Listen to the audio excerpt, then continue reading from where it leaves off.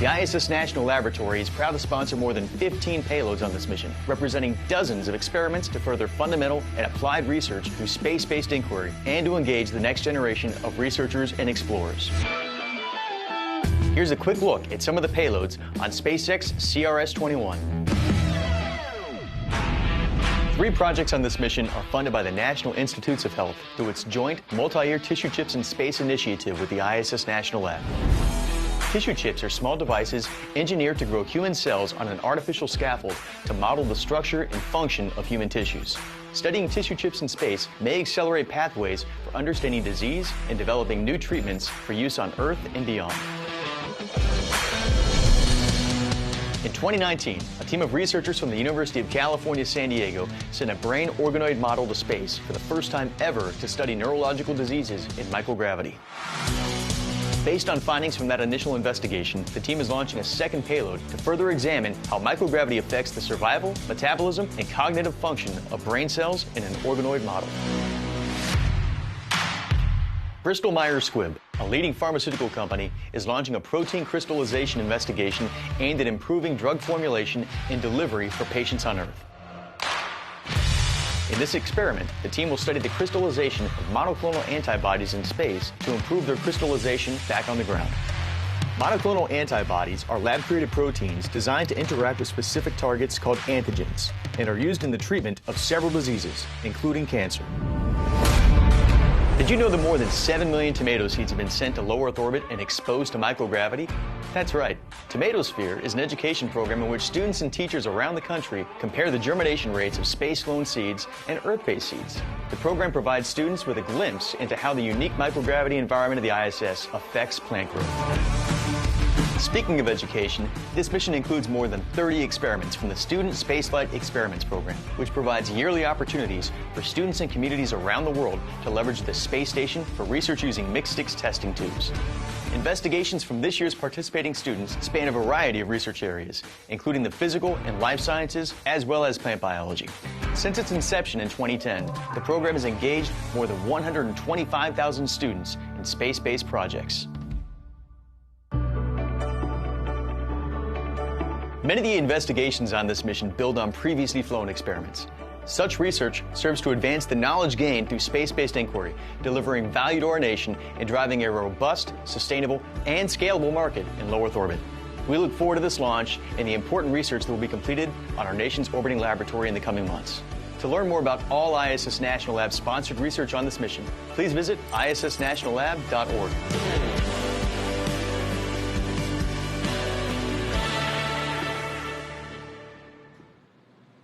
This is just a small sample of the dozens of research experiments that Dragon will take up to the space station. For more information on the exciting microgravity research happening on the orbiting lab, you can follow @space_station on Twitter. We are currently under contract with NASA to resupply the space station through 2024 as part of a second commercial resupply services contract award.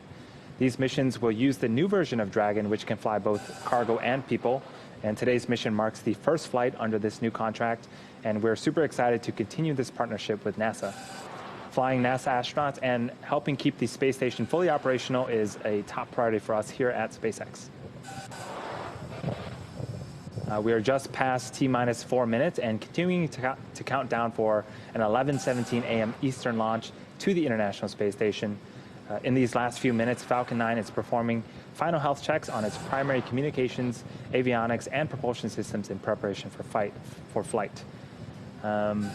Just to give you a recap of what's been happening at the T-minus 7-minute mark, we began engine chillin'. This is where we inject a small amount of super chilled liquid oxygen to prepare the 9 first-stage engine turbopumps for full propellant flow during flight. You might hear the callouts that engines are sufficiently chilled later on in the countdown. At the T-minus 4-minute mark, the transporter erector, which is that large truss structure next to Falcon 9, began to retract away from Falcon 9 in preparation for liftoff. In about a minute around the T-minus 2-minute mark, liquid oxygen should complete loading on the second stage, and that will be the last of our propellant loading. At the T-minus 1-minute mark, Falcon 9 flight computers will enter startup mode and guide the rocket through the rest of the countdown. Shortly after that, the SpaceX launch erector will give the go for launch. And finally, at T0, the rocket is released from the hold down clamps for liftoff, after which the strong back fully retracts away from the rocket, clearing way for Falcon 9's ascent. Checkouts of the second stage thrust vector control actuators are also underway. You often hear people refer to this as an engine wiggle test. This is when we move the thrust nozzle slightly to make sure that the guidance hardware is a go for flight. We do the exact same checkouts on the engines for the first stage, except that occurs just seconds before ignition. Dragon is also performing its final health checkouts to make sure all of its primary systems are ready for its rendezvous with the space station. The range remains a go for launch, and whether we are still continuing to monitor. Let's listen into the nets for the last few minutes of terminal count.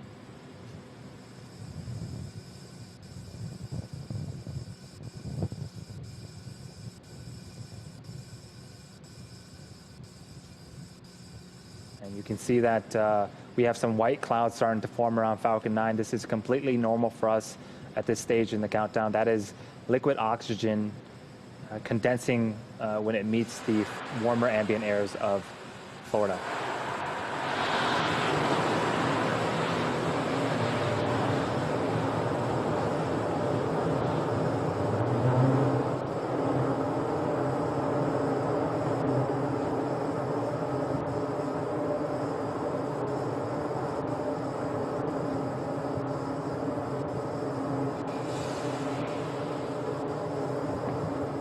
And we've just passed the T-minus 1 minute mark. Both stages are beginning to pressurize for launch.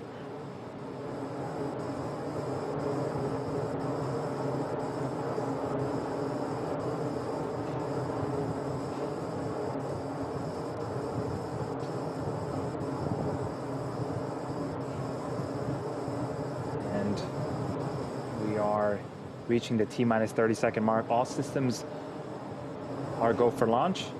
And this is mission CRS-21,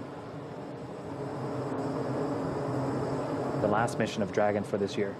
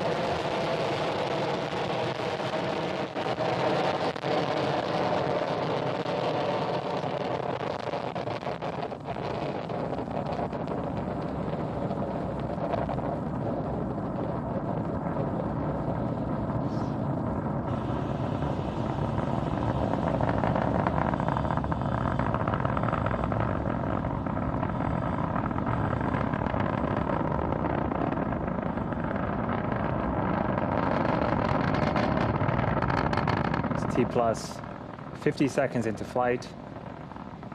Falcon 9 is carrying our upgraded Dragon vehicle to low Earth orbit. In a few seconds, we'll be passing max Q, which is the moment where the vehicle will experience the highest amount of aerodynamic pressures.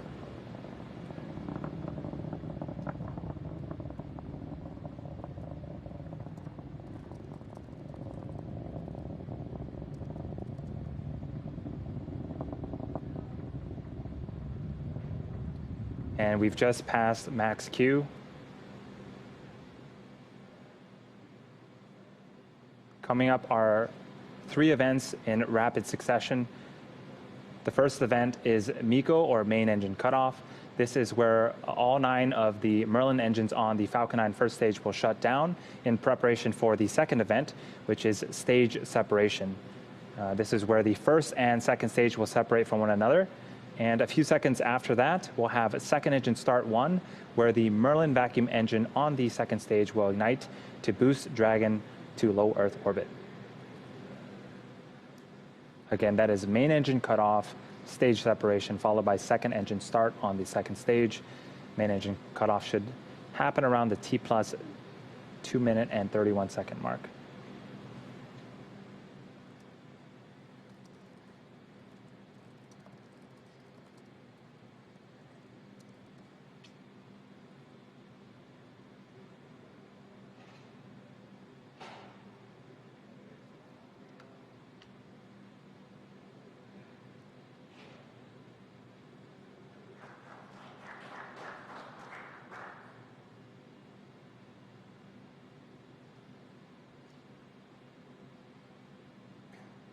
And you just saw on screen successful main engine cutoff, stage separation, and ignition of our second stage. So on screen right now, you have two different views. On the right-hand side is a view of our second stage Merlin vacuum engine. On top of that second stage is our Dragon vehicle. And on the left-hand side is a view from the top of our first stage looking downward. The first stage will continue its descent back towards Earth and attempt landing on our drone ship, Of Course I Still Love You, in a few minutes, while the second stage continues to take our Dragon vehicle to low Earth orbit. If you are just joining us, this is the 21st commercial resupply mission for the International Space Station for NASA. This is also SpaceX's 24th launch this year. And we're flying a cargo configuration of our new Dragon spacecraft.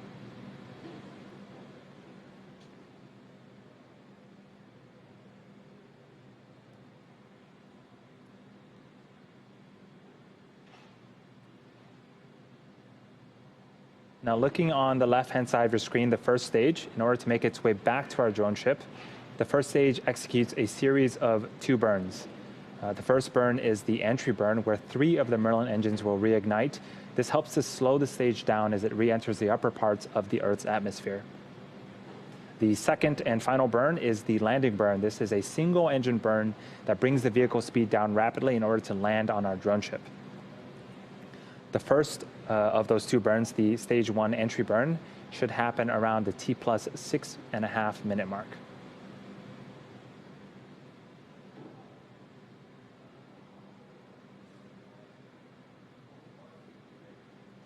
Until then, we get some really cool views of both the first and second stage. You'll notice that our grid fins on the first stage have also deployed. Those help to guide the first stage back during descent.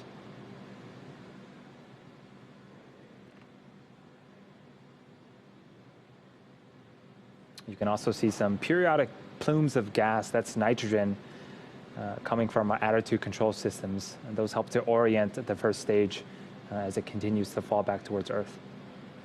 And there it goes.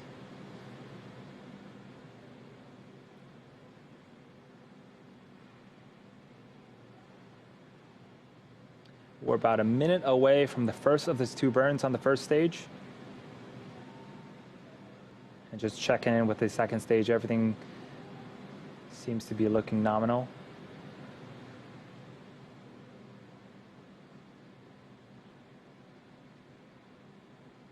Trajectory nominal. That engine that you see on the right-hand side can produce over 220,000 pounds of thrust in a vacuum. That single engine is what is carrying Dragon to low Earth orbit right now.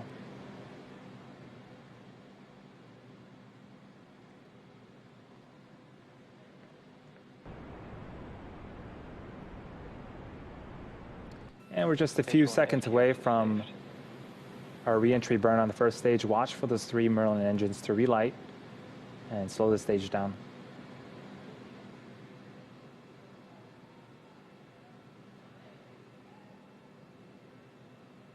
Stage 1 entry burn startup.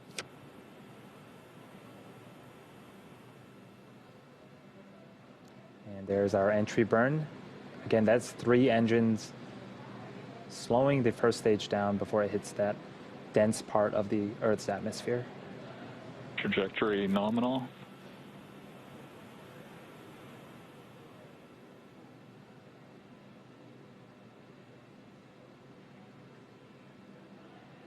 Stage 1 entry burn shutdown. And we are done with the first of 2 burns on the first stage. The second burn, the landing burn, will happen at the T plus 8 minute and 18 second mark. That second burn should last for about 25 seconds. And as that burn is happening, we should also be having another major event for the second stage, second engine cutoff. We'll see if we can hear that as the landing burn begins.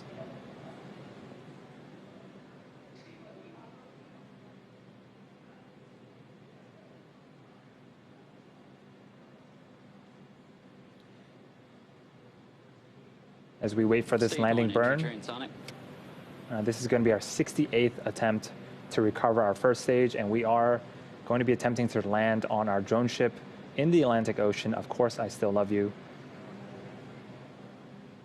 Second stage and terminal guidance.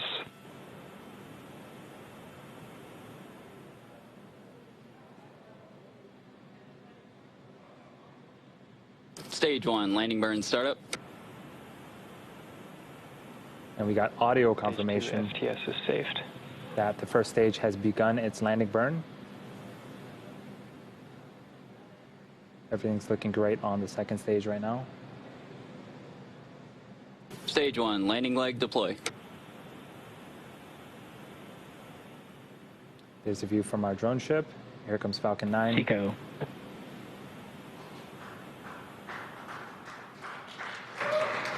Stage 1, And landing burn. Falcon 9 has landed once again. That is the 68th successful first stage recovery. This mission also marks the 100th successful flight of Falcon 9. It's also the 35th time we've landed successfully on our drone ship. Of course, I still love you. During that landing, we did get confirmation of second stage, second engine cutoff, also confirmation of a good orbit. And second stage now has one last major task, commanding separation of Dragon just a few minutes from now. And we should have a video of Dragon separation from the top of the second stage. It should give us a nice view into Dragon's unpressurized cargo trunk area.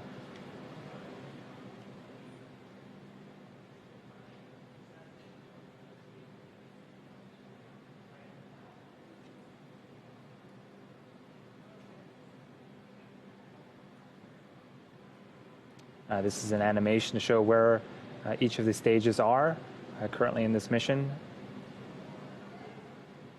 The second stage has turned off its Merlin vacuum engine and is currently coasting, awaiting for Dragon separation.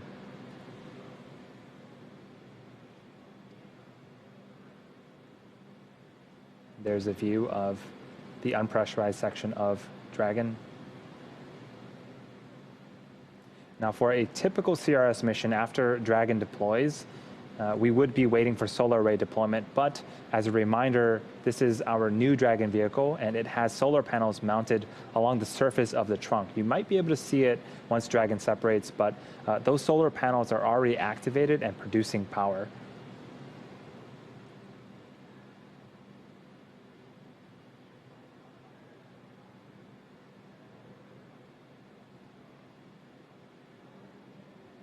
We are about 45 seconds away from Dragon separation.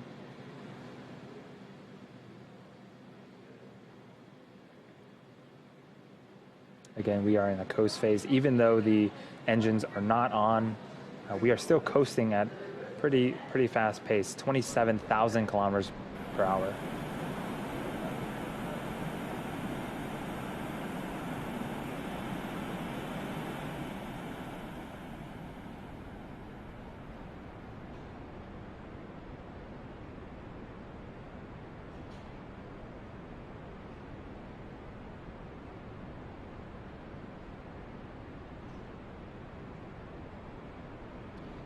And we are expecting Dragon separation just a few seconds from now.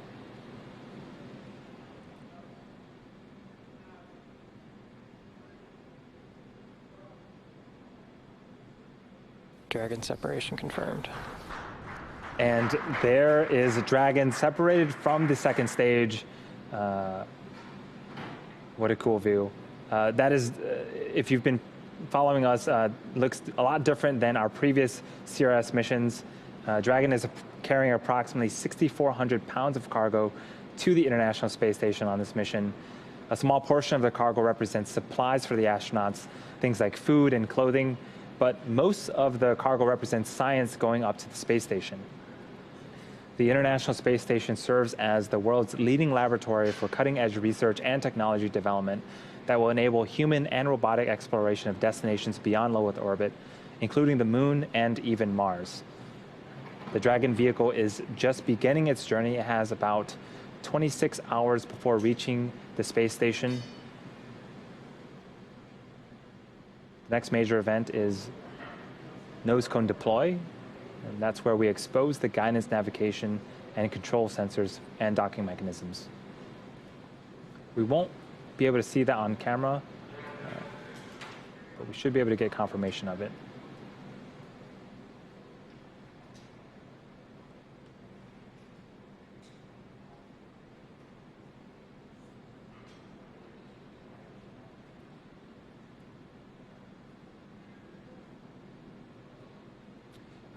And we do have confirmation of nose cone deploy, and Dragon is now, there it is, Dragon is now on its way to the space station. Again, over the next 26 hours, Dragon will perform a series of orbital height adjustment maneuvers with its Draco engines until it's within a few kilometers of the International Space Station and begins its autonomous docking process. Dragon is set to dock at 1:30 p.m. Eastern tomorrow and remain at the space station for more than 30 days before returning to Earth with research and return cargo. And there you have it, our fifth and final Dragon flight of 2020. With that, that's going to do it for us here at SpaceX today. We had an on-time liftoff from Kennedy Space Center, successful stage separation. We landed our first stage for the 68th time, and successfully deployed our upgraded Dragon vehicle into orbit. Today's mission also marked the 100th successful flight for Falcon 9. Dragon's arrival and docking to the space station will be streamed live starting tomorrow at 11:30 a.m. Eastern on NASA TV. Dragon will spend, again, about 5 weeks attached to the space station before returning to Earth with cargo and research. Keep an eye out for mission updates on NASA and SpaceX's social media accounts. We want to give a big thanks to the Range and Federal Aviation Administration for their support today. And of course, finally, thank you to everyone that has joined and tuned in for today's launch. Until next time, have a great rest of your weekend.